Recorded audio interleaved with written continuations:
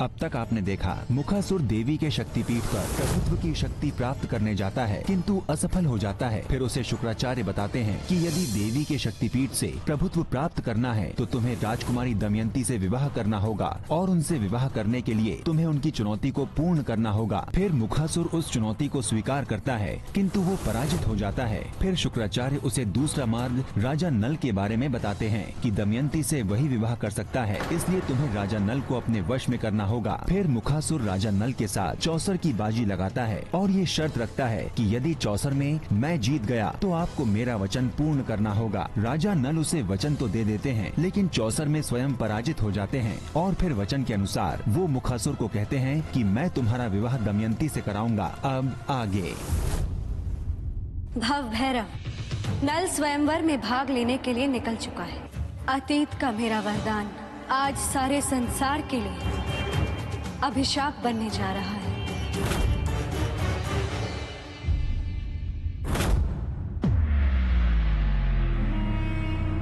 नल, ध्यान रहे, तुमने मुझे वचन दिया है, कहीं ऐसा ना हो कि तुम दमयंती को देखकर अपना वचन भंग कर दो। मुखासुर, मैं अपने वचन से कभी पीछे नहीं हटता।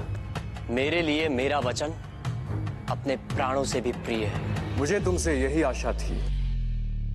माता, आप चिंतित ना हो। नल को सही मार्ग पर लाने का कोई ना कोई उपाय तो अवश्य निकल आएगा।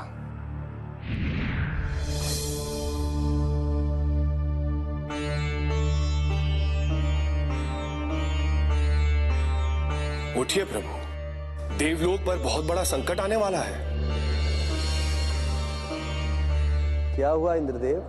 प्रभु, मुखासुर ने राजा नल से छल करके दमयंती से उसका विवाह करने के लिए वचन ले लिया है। यदि मुखासुर अपनी योजना में सफल हो गया तो वो दमयंती को अपनी पत्नी बना लेगा और माता ने जो वरदान दिया है दमयंती को, उसका लाभ उठाकर वो सारे संसार पर आधिपत्य कर लेगा। आप शीघ्र ही विचलित हो जाते हैं इंद्रदेव। नियति को कोई नहीं बदल सकता। यदि नियति द्वारा निर्धारित नल और दमयंती का विवाह निश्चित है तो होकर ही रहेगा। किंतु ये कैसे होगा प्रभु? राजा नल तो स्वयंवर के लिए निकल चुका है। घटनाओं और परिणामों में अंतर होता है इंद्रदेव। घटनाएं होती रहती हैं, परंतु परिणाम मनुष्य के वर्तमान और संचित कर्मों पर आधारित होता है।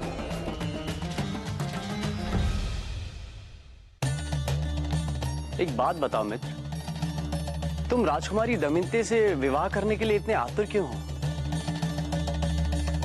आखिर ऐसी क्या बात है दमयंती में? महाराज नल,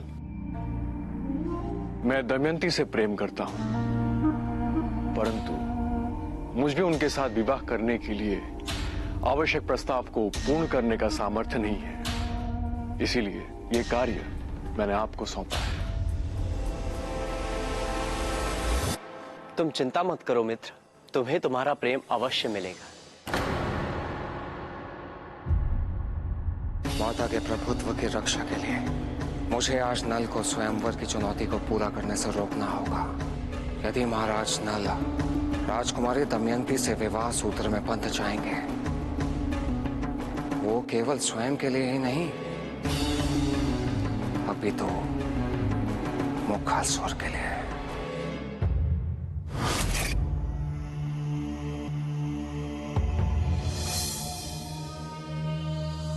क्या हुआ बंधु, तुम यहाँ शक्तिपीठ के समीप आकर क्यों रुक गए?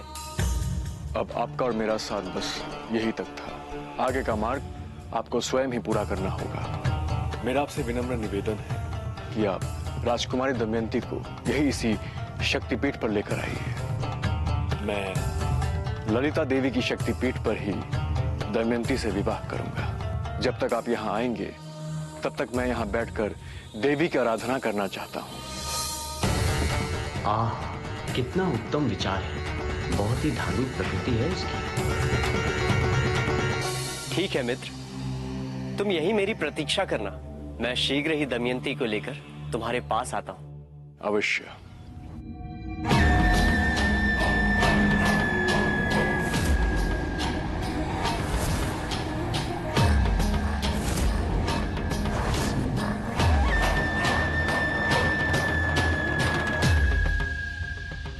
ललिता दुर्गा देवी, प्रकट हो, प्रकट हो।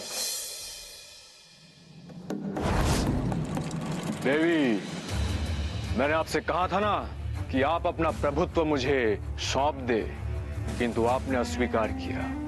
अब देखना मैं तुम्हें कैसे बाध्य करता हूं।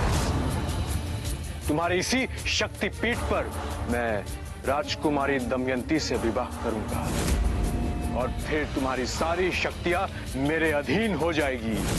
तुम्हारे प्रभुत्व को प्राप्त करके मैं बन जाऊंगा इस जगत का प्रभु, इस जगत का जगदीश। मुखासुर, इस संसार में अधर्म का कोई स्थान नहीं है। हाँ, कुछ समय के लिए अधर्मी भ्रमित अवश्य हो जाता है कि वो अत्यंत बलशाली है, किंतु शीघ्र ही उसका यह अभिमान चूर चूर हो जाता है और तुम भी अपने विनाश मार्ग पर अग्रसर हो मुखासुर। देवी, मैं भी देखता हूं धर्म की विजय होती है या अधर्म की, किंतु एक बात मैं तुम्हें अवश्य बता देता हूं कि तुम्हारे शक्तिपीठ का अंत अब निकट है।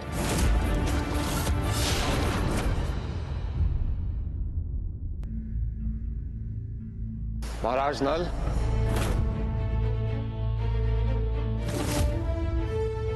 भैरव, आप यहाँ? प्रतीत होता है कि आप मुझे यहाँ शुभकामना देने आए हैं कि मैं विवाह की चुनौती में विजय प्राप्त करूं। शुभकामना नहीं, आपको चेताने आया हूँ महाराज। कैसी चेतावनी भैरव देव? यही कि जो कार्य आप करने जा रहे हैं वो धर्म सम्मत नहीं है। भैरव देव, धर्म की परिभाषा व्यक्तिगत दृष्टिकोण पर निर्भर करती है। मेरी दृष्टि से देखो तो धर्म वही है जिसे मनुष्य अपनी पूरी निष्ठा से निभाए। किंतु धर्म का मार्ग महत्वपूर्ण है महाराज। अधर्म के मार्ग से किसी का भला नहीं हो सकता। एक स्त्री को चुनौती में जीत कर किसी और को सौंप देना, ये कैसे उचित हो सकता है? धर्म की दुहाई मत दीजिए भैरव देव। धर्म की ही बात यदि आपने छेड़ी है तो आपको यह भी ज्ञात होगा कि एक राजा के द्वारा दिया हुआ वचन यदि अपूर्ण है तो वो भी एक अधर्म है। तर्क वितर्क से सत्य बदल नहीं जाता महाराज। जो वचन अधर्म को बढ़ावा दे उस वचन को तोड़ देना ही उचित होता है।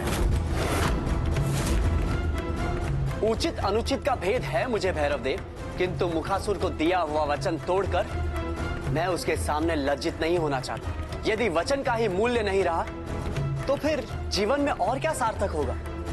उचित होगा कि आप मेरे मार्ग में अवरोध न उत्पन्न करें और मुझे यहां से जाने दें, क्योंकि मैं अपने वचन की पूर्ति हेतु किसी भी सीमा तक जा सकता हूं। महाराज,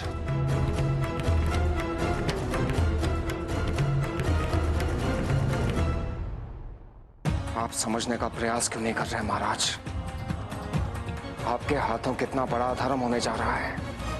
आप अपने जीवन के समस्त पुण्य मुखासुर को देने जा रहे हैं।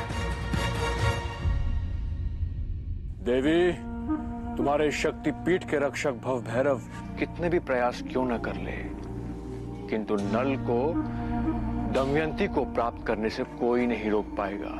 भव भैरव नल और दमयंती के विवाह को रोकना भी नहीं चाहते।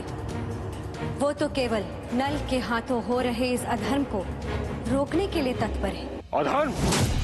अधर्म तो सारे देवी देवता हम असुरों के साथ करते आए हैं। अतीत इस बात का प्रमाण है कि सती की विभिन्न शक्तियों और देवताओं ने मिलकर कभी भी असुरों का राज्य स्थापित होने नहीं दिया।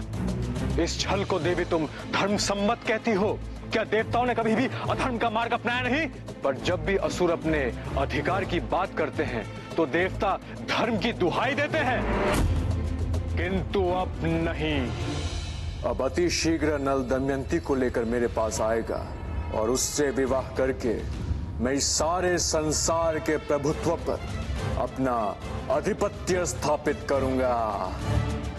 और स्मरण रहे देवी, तुम्हें मेरी प्रभुत्व के अधीन रहकर मेरी आज्ञा का पालन करना होगा। ब्रह्ममति को भ्रष्ट कर देता है और तुम भी मुखासुर इसी भ्रम में हो। अधर्म सदैव विनाश ही लाता है और तुम भी मुखासुर अपने विनाश की दिशा में अग्रसर हो।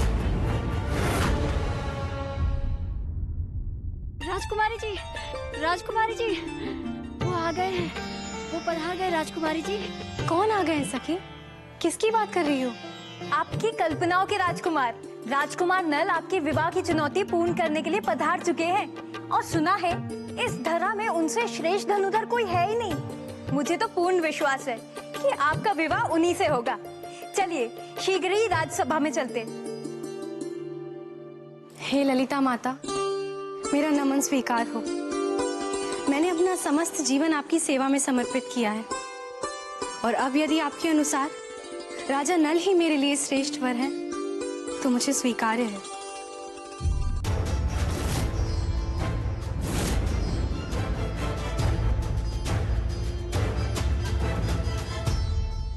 आइए राजन, ये कलश आप ही की प्रतीक्षा कर रहे हैं। संभवतः आप मेरी पुत्री से विवाह करने के योग्य साबित होंगे।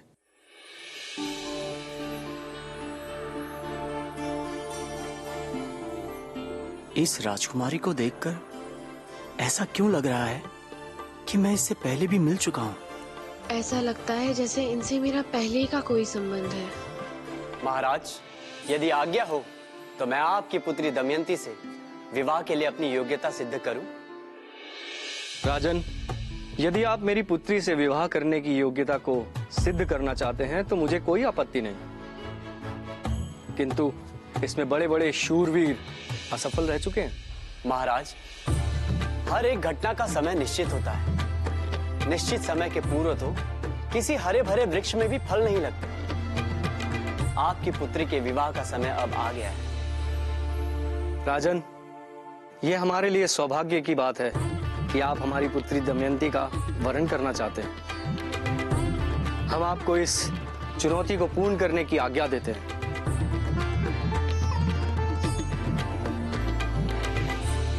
मैंने जैसा सोचा था आप बिल्कुल वैसे ही हैं, लेश मात्र भी अंतर नहीं। राजकुमारी दमयंती, आप मुझे कितना भी आकर्षित करें, किंतु मेरे लिए मेरा वचन सर्वोपरि है।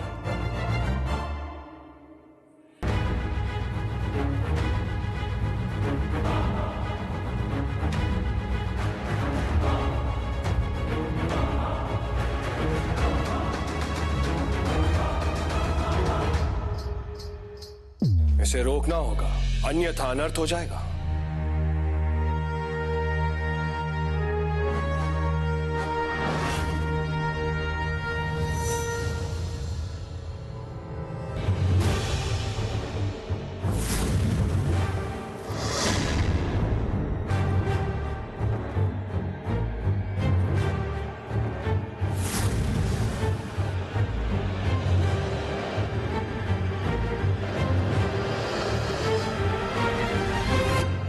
अब तुम इस कलश को नहीं तोड़ पाओगे नल।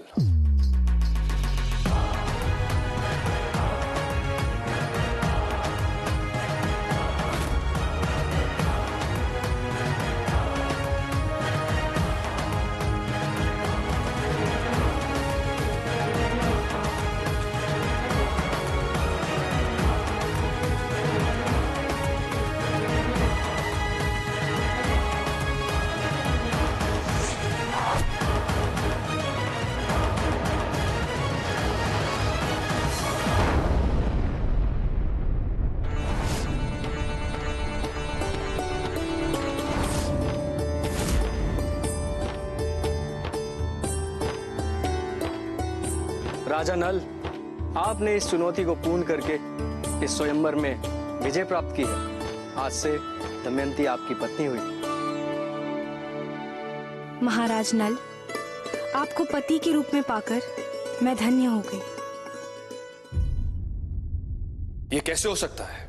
मैंने उस कलश के चारों ओर सुरक्षा चक्र बना लिया था, फिर भी नल का बाण उसे कैसे तोड़ सकता है? ये तो होना ही था देवराज। माता ने नल दमयंती को मिलन का वरदान दिया था। किंतु ये कैसे हो सकता है गुरुदेव? राजा नल तो वचन से बंधे हुए हैं, वे अपना प्राण त्याग सकते हैं किंतु अपना वचन नहीं तोड़ सकते। चिंतित न हो देवराज इंद्र, नियति के लेख को कोई नहीं मिटा सकता। जो लिखा है वो होकर ही रहेगा। भाव भैरव अवश्य कोई उपाय करेंगे।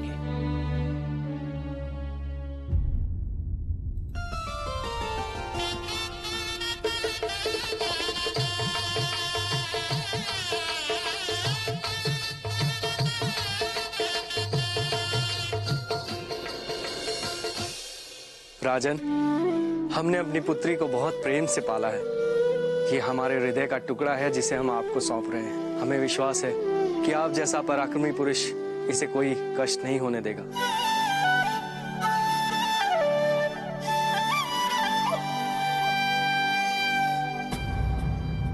महाराज नल, तुमने दमयंती को प्राप्त कर लिया है। अब तुम्हें उसे अपने पत्नी के रूप में स्वीकार करना चाहिए।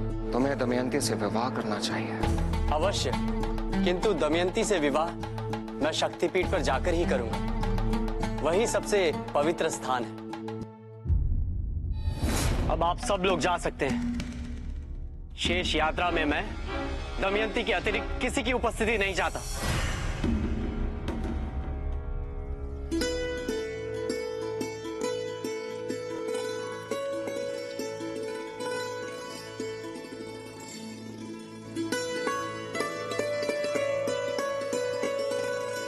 स्वामी, क्या मैं आपसे एक प्रश्न पूछ सकती हूँ? मत कहो मुझे स्वामी। ये आप क्या कह रहे हैं? आप मेरे होने वाले पति हैं। मुझसे ऐसी क्या भूल हो गई जो आप अपनी होने वाली पत्नी से इस प्रकार व्यवहार कर रहे हैं स्वामी? ना ही तुमसे कोई भूल हुई है और ना ही मैं तुम्हारा पति हूँ। ऐसा मत कहिए स्वामी। स्वयं आपने मेरे गले में वरमाला डालकर मेरा वरण किया है।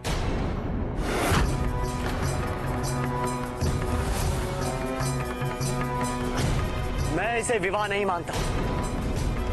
मैंने तुम्हें स्वयंवर में जीता है अपने मित्र मुखासुर के लिए। आप ऐसा नहीं कर सकते।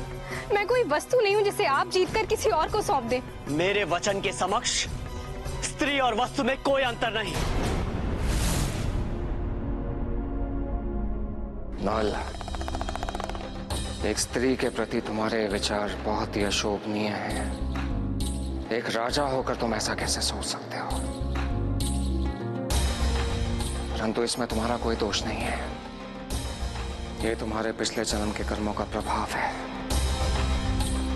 परंतु फिर भी तुम्हें अपने विचार बदलने होंगे और दमयंती को स्वीकार करना होगा। तुम इसे मुखासुर को नहीं सौंप सकते। ये मैं कदापि नहीं होने दूंगा। देवी, अब अति शीघ्र नल दमयंती को लेकर मेरे पास आएगा और उससे विवाह करके मैं इस सारे संसार के प्रभुत्व पर अपना आधिपत्य स्थापित करूंगा और तुम्हारी इस पृथ्वी सहित इस शक्तिपीठ पर अब मेरा प्रभुत्व होगा। तुम असुरों की यही महत्वाकांक्षा और अहंकार तुम्हारी मृत्यु का कारण बनती है। इस बार ऐसा कुछ नहीं होगा देवी, क्योंकि इस बार तुम स्वयं ही अपने वचन से बंध गई हो। तुम मेरा कुछ नहीं बिगाड़ सकती। देवी सती के रूप में अपनी सखी जया को दिया हुआ वचन तुम्हें ऐसा नहीं करने देगा देवी। अब तो तुम्हें मेरी अधीनता स्वीकार करनी ही पड़ेगी। आप ऐसा नहीं कर सकते। मैं आपकी होने वाली पत्नी हूँ। स्वयं माँ ललिता ने आपको मेरे लिए चुना है स्वामी। चुना अवश्य है देवी, किंतु केवल शक्तिपीठ तक ले जाने के लिए, जहां मेरा मित्र मुखासुर तुम्हारी प्रतीक्षा कर रहा है। मैं तुम्हें देवी ललिता के शक्तिपीठ पर ले जाकर तुम्हारा विवाह मुखासुर से कराऊंगा। ये मेरा अपने मित्र को वचन है। अब विलंब मत करो, चलो मेरे साथ।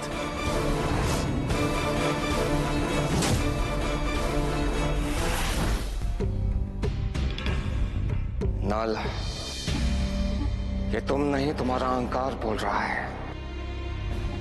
तुम्हारी शक्ति, तुम्हारा वचन, तुम्हारा अहंकार है। इसमें तुम इतने अंधे हो गए हो कि तुम्हें अपनी पत्नी का प्रेम तक दिखाई नहीं दे रहा। परंतु अब मैं ऐसा नहीं होने दूंगा। दमयंती को उसका अधिकार दिलवा कर ही रहूंगा, और उसका एक ही उपाय है, तुम्हारे इस अहंकार को खंडित कर दिया जाए। और जब तक यह अहंकार तुम्हें अंधा करके रखेगा, तुम अपनी पत्नी के प्रेम को नहीं समझ पाओगे, और तुम्हें इस बात का आभास नहीं होगा कि तुम संसार और शक्तिपीठ के शत्रु को पोषित कर रहे हो, और मेरे रहते हुए शक्तिपीठ पर कोई आंच नहीं आ सकती।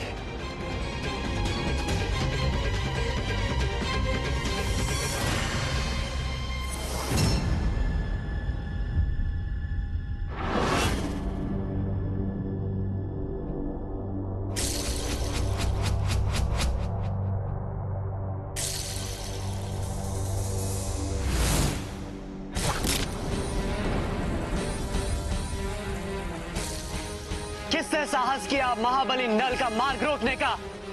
सामने आओ।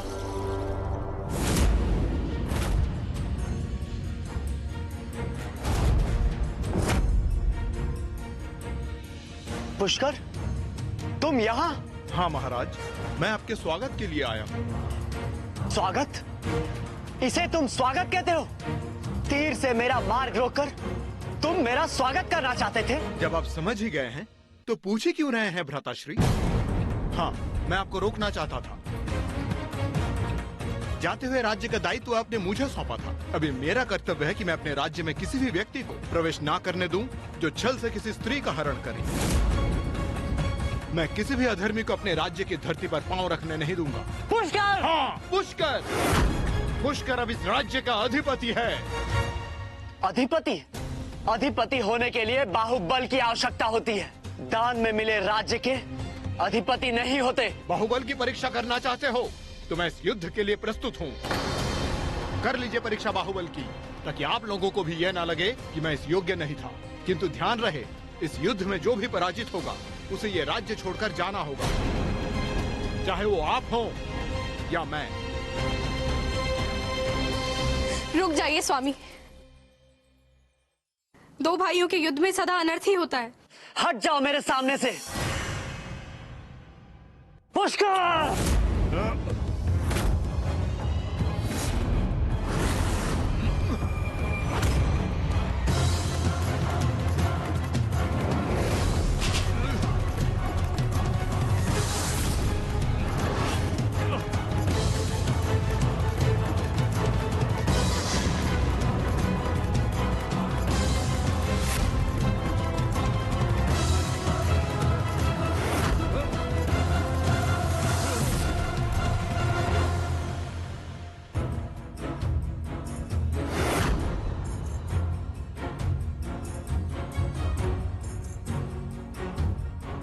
आप इन्हें क्षमा कर दीजिए, हमें राजपाट की आवश्यकता नहीं है। आप जो चाहे वो ले लीजिए, पर इन्हें छोड़ दीजिए।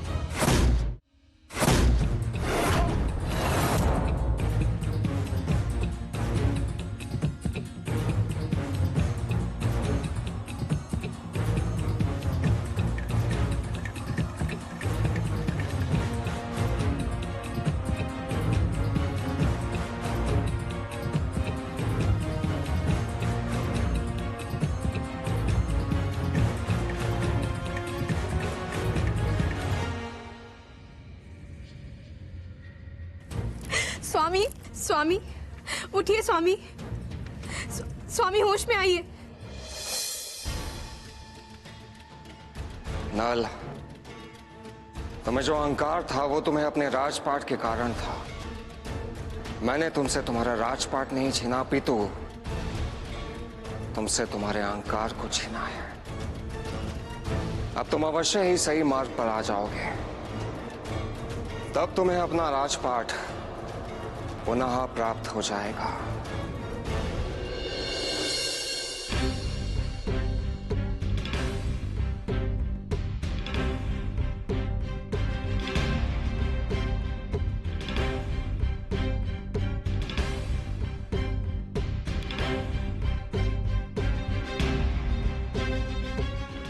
जीवन में इससे बड़ा दुख और क्या हो सकता है कि अपना भाई ही अपना शत्रु हो जाए। उसने मुझसे राज्य नहीं छीना, अपितु मेरा विश्वास छीना है। अब मेरे पास कुछ भी शेष नहीं बचा। ऐसा मत कहिए स्वामी, मैं अब भी आपके साथ हूँ। आप मेरे होने वाले पति हैं। मैं आपको छोड़कर कहीं नहीं जाऊंगी। नहीं, तुम मेरी पत्नी कभी नहीं हो सकती। मेरा तुमसे कोई संबंध नहीं। यदि आप मुझे अपना कुछ नहीं मानते तो ना सही, किंतु मैं आज भी आपको अपना सब कुछ मानती हूँ। अब मेरे पास तुम्हारे लिए कुछ भी नहीं है। मुझे कुछ नहीं चाहिए, बस आप मुझे अपने साथ रहने दीजिए।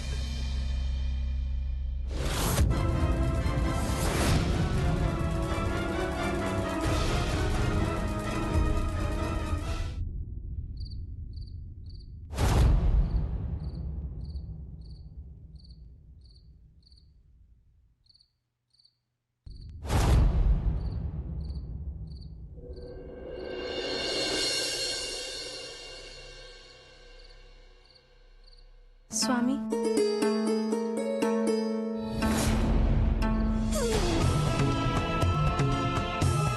आपका मुझसे कोई संबंध नहीं, किंतु भोजन से कैसी शत्रुता? भोजन तो कर लीजिए। चुप रहो। ना तो मेरा तुमसे कोई संबंध है और ना ही तुम्हारे भोजन से। स्वामी,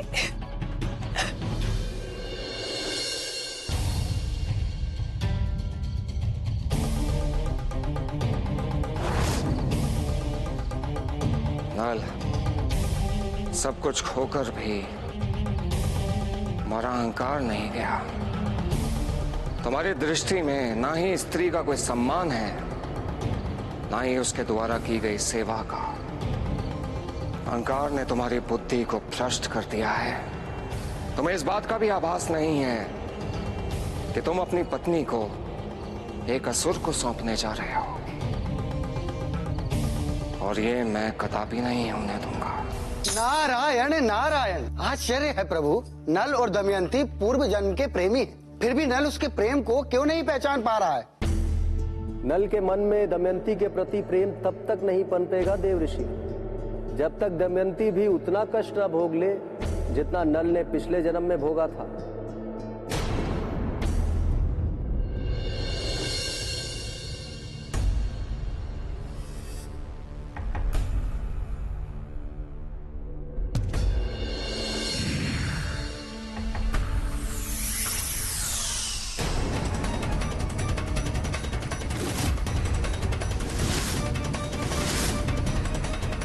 ये कंदमूल घास में कैसे परिवर्तित हो गए? ये किसी की माया है या फिर मेरा भ्रम? नल, कुछ दिन पूर्व तुमने दमयंती द्वारा दिए गए भोजन का अनादर किया था। अभी तो तुम्हें बहुत कष्टों का सामना करना है नल। मैं तुमसे वो सब छीन लूंगा जिस पर तुम अहंकार कर सकते हो।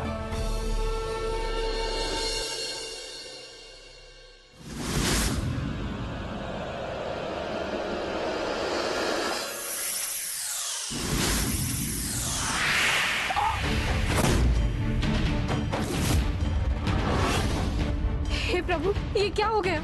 इस विष को कैसे निकालूं? शांत हो जाइए, धीरज रखिए, मैं आपको कुछ नहीं होने दूंगी। मैं आपको कुछ नहीं होने दूंगी, आप बिल्कुल ठीक हो जाएंगे।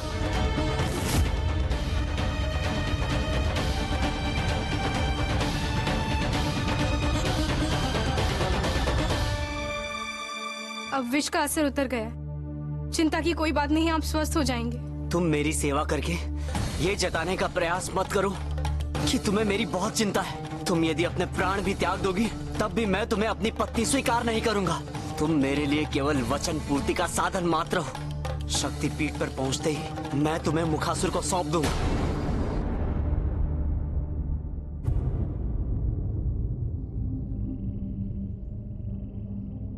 मुखासुर, कहाँ हो तुम?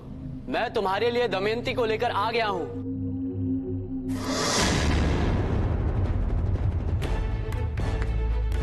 मुखासुर, मैंने अपना वचन पूर्ण किया।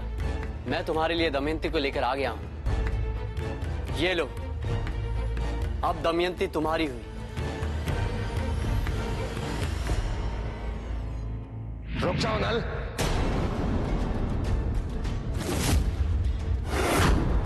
ये क्या कर रहे हो नल?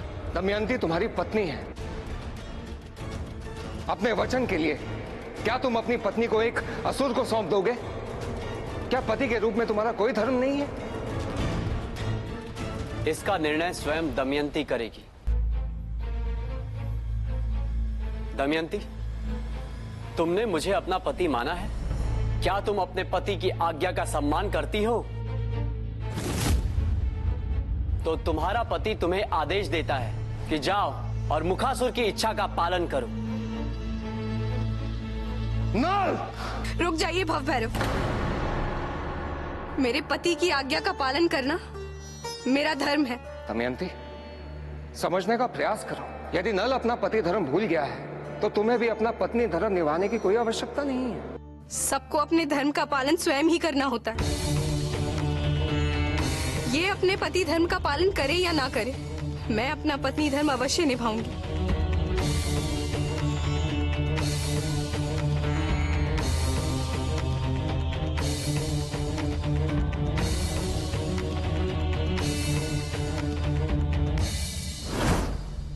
नल, तुम्हारा बहुत बहुत धन्यवाद मित्र। अब मैं दमयंती से विवाह करके इस समस्त संसार का अधिपति बनूंगा।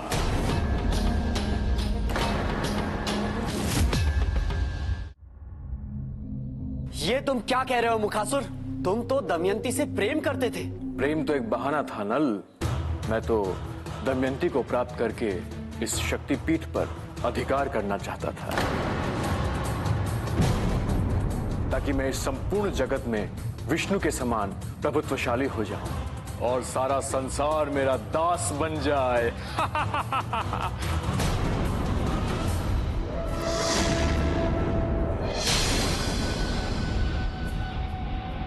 अब क्या सोच रहे हो नल? मुखासुर पर विश्वास करके तुमने सबसे बड़ी भूल कर दी है। तुम्हें तो इस बात का भी ज्ञान नहीं है नल कि जिस दमयंती को तुमने मुखासुर को सौंप दिया है वो कोई और नहीं, तुम्हारे पिछले जन्म की प्रेमिका जया थी। ये आप क्या कह रहे हैं भव भैरव? मैं ठीक कह रहा हूँ नल। जानना चाहते हो तो सुनो। पिछले जन्म में तुम दंडक थे। मैं तुमसे प्रेम करता हूँ जया। तुम्हारे बिना मेरे जीवन का कोई अर्थ नहीं। किंतु मेरे जीवन में तुम्हारे लिए कोई स्थान नहीं है दंडक। नल, क्या तुम्हें एक पल के लिए भी ऐसा नहीं लगा कि दमयंती के साथ तुम्हारा कोई संबंध है? मुझसे बहुत बड़ा अपराध हो गया जया। मैं तो तुम्हें अपने प्राणों से भी अधिक प्रेम करता था और मैंने तुम्हें इतने कष्ट दिए। तुमने मुझे अपना पति माना और मैंने एक स्वार्थी असुर को तुम्हें सौंप दिया। धिक्कार है मुझ पर। नल, मुझे प्रसन्नता है कि तुम्हें अपनी भूल का आभास हो गया है। अभी भी समय है। यदि तुम चाहो तो दमयंती का विवाह अभी भी रोका जा सकता है। किंतु अब ये कैसे संभव है भव भैरव? मुखासुर दमयंती को पाताल लोक ले गया है। जब तक हम वहां पहुंचेंगे तब तक वो दमयंती से विवाह कर चुका होगा। नल, तुम पाताल लोक पहुंचने की चिंता मत करो।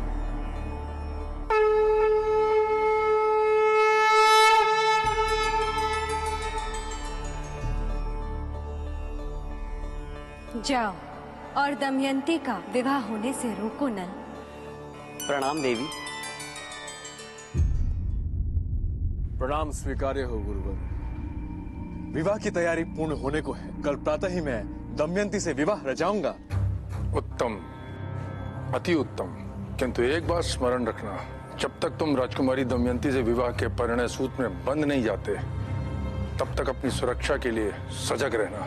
गुरुदेव, आप व्यर्थ चिंतित हो रहे हैं। ये पाताल में स्थित असुर लोक है। यहां तक पहुंचने के लिए किसी को भी ध्वनि की गति से चलना होगा, जो हर किसी के लिए संभव नहीं है।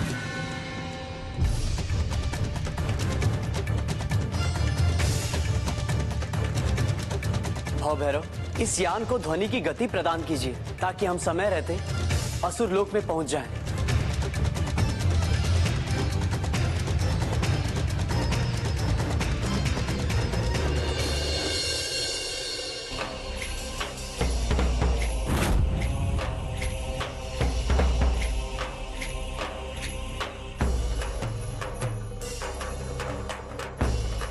इस मंगलकारी विवाह की विधि प्रारंभ की जाए।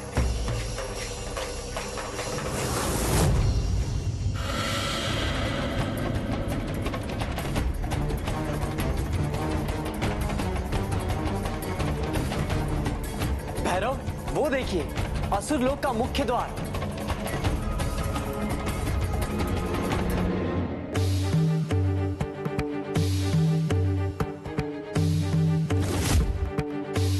ठहरो।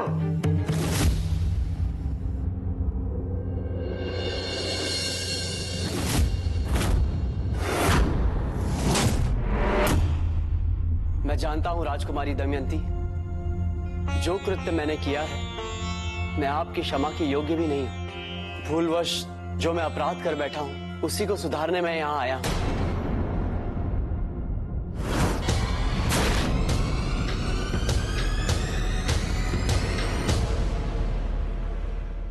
कैसी विडंबना है कि हमारा प्रेम पूर्व जन्म में अधूरा रह गया था। नियति ने मुझे इस जन्म में पुनः हमारे मिलन का अवसर प्रदान किया था, परंतु भ्रमित होकर मैं ऐसा अपराध कर बैठा। पर अब मैं हमारे अधूरे प्रेम को पूर्ण करने के लिए कोई चूक नहीं करूंगा। कहाँ जा रही है राजकुमारी?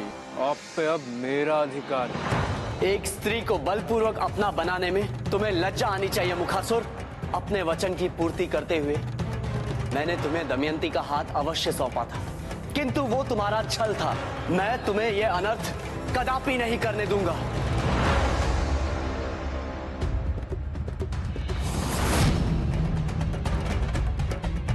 क्या करोगे नल? ये असुर लोक है, यहाँ तुम्हारा नहीं मेरे आदेश का पालन किया जाता है। अपनी पत्नी की रक्षा के लिए यदि आज मुझे मृत्यु से भी युद्ध करना पड़े तो मैं करूंगा।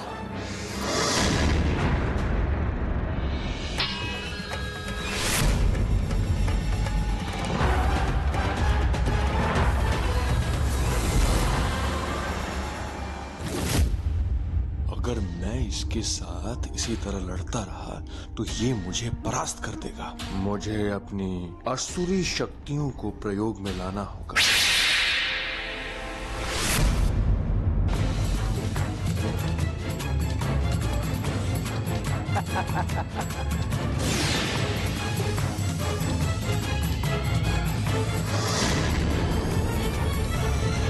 रुक जाइए, अपने शस्त्र फेंक दीजिए।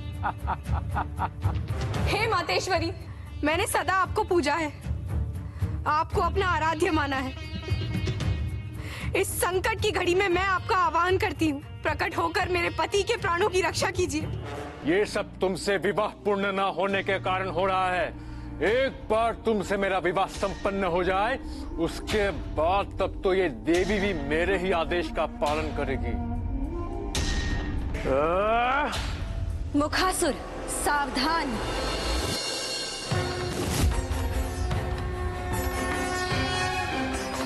तुम्हारे पापों का घड़ा अब छलकने लगा है। इसी क्षण राजकुमारी दमयंती को छोड़ दो और उसे राजा नल के साथ जाने दो। देवी, मैंने इतने प्रयास दमयंती को पाकर खोने के लिए नहीं किया।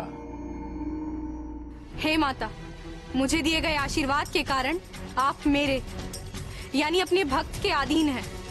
इसीलिए मैं आपको आदेश देती हूँ कि इस पापी का नाश कर इसके पापों का अंत कीजिए।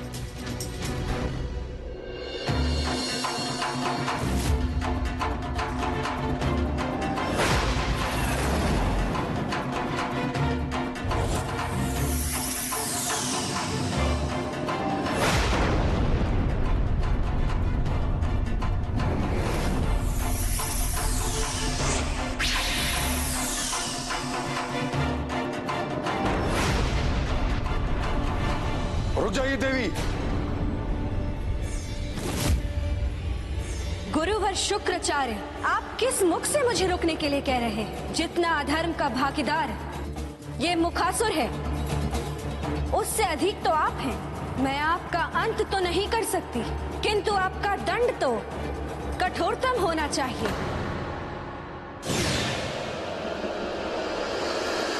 देवी, तुम्हारी सबसे प्रिय भक्त का अंत ही तुम्हारी सबसे बड़ी पराजय होगी। अब मैं उसी को ही मृत्यु के घाट उतार दूंगा।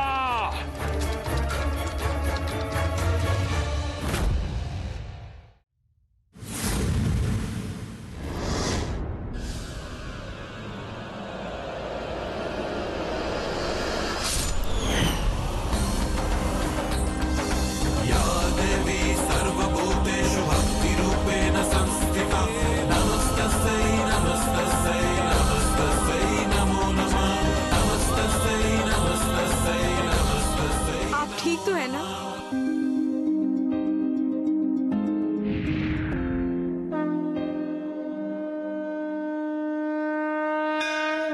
मेरे प्राणों की रक्षा करने के लिए आपका कोटि कोटि धन्यवाद माता।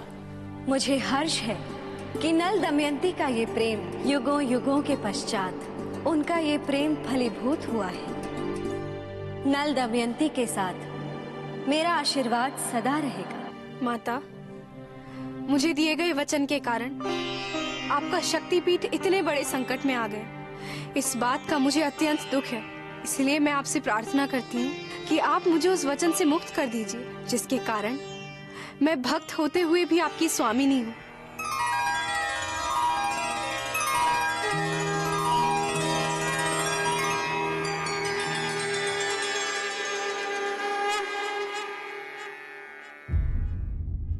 नल और दमयंती की ये कथा संसार में युगों युगों तक गूंजेमान रहेगी। भव भैरव, आज से आप ललिता देवी शक्तिपीठ के रक्षक भव भैरव के रूप में सदैव के लिए नियुक्त रहेंगे। ये मेरा सौभाग्य होगा माता।